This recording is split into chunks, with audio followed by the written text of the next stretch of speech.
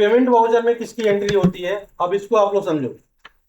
Payment voucher में entry होती है कि जब हम किसी से माल खरीदे हैं, परचेज किए हैं, जब हम माल खरीदेंगे तो पेमेंट करेंगे। तो जो भी हम लोग पेमेंट इस तरह का पेमेंट कर रहे हैं कि माल खरीदा उसको पेमेंट करना है, उसकी एंट्री किसमें होगा, पेमेंट वाउचर में होगा। पेमेंट की और भी एंट्री होती है, लेकिन अभी इतना समझो कि जो हम लोगों ने माल खरीदा है उसका पेमेंट करना पड़ेगा। तो जब हम उसका पेमेंट करेंगे तो उसकी एंट्री हम लोग किसमें करेंगे, पेमेंट वाउचर में करेंगे। चाहे हमने कैश लिया हो चाहे ऑनलाइन, जैसे भी हो, इसमें करेंगे पेमेंट वाउचर में। तो हम इसके लिए क्या करेंगे, आ जाएंगे अपने टैली में, और पेमेंट का शॉर्टकट है F5 पे आप क्लिक कर दो। अब पेमेंट वाउचर आ गया यहाँ पे।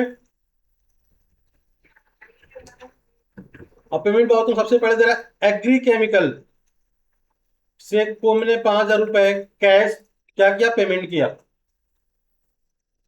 तो अब यहाँ पे agree chemical,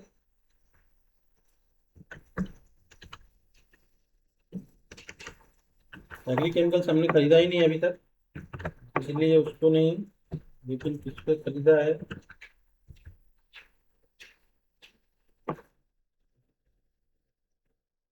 agree Star Genetic, Agri Star Genetic, Agri Star Genetics को हमने 10,360 रुपये पेमेंट किया है।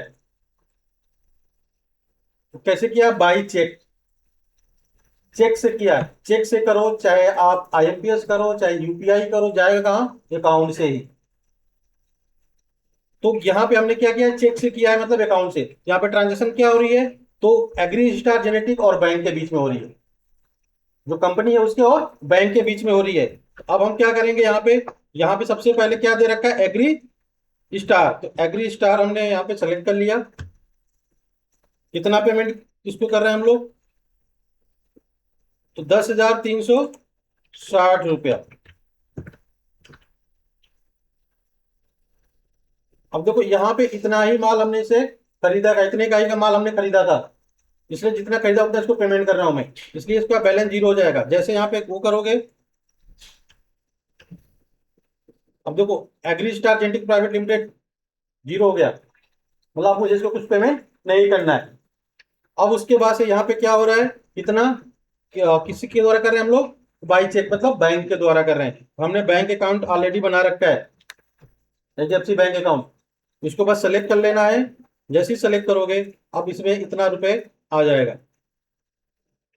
ओके, अब देखो यहाँ पे जैसे ही बैंक शो करोगे इतना, यहाँ से उतना रुपए दिखा देगा। एंटर करो। अब दे रहा है आप किससे बाई चेक दिया है, एंटर करो। अब यहाँ पे उसका नंबर डाल दो। अगर आपने चेक डाला है, अगर चेक का रेंज डालना है, चेक का जो भी डालना है, तो यहाँ पे लेजर तैयार करो, Alt+C करके। ओके, और नहीं तो यहाँ पे उसका यहाँ पे नंबर डाल दो, चेक नंबर जो उसने हमें यहाँ पे दे रखा था, ये चेक नंबर है।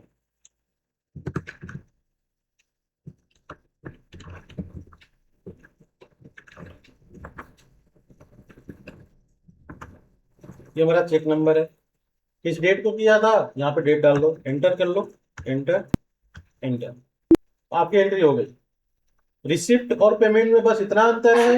आप लोगों को बस ये ध्यान रखना है कि रिसिप्ट में उसकी एंट्री करते हैं जिसको हमने सेल किया है।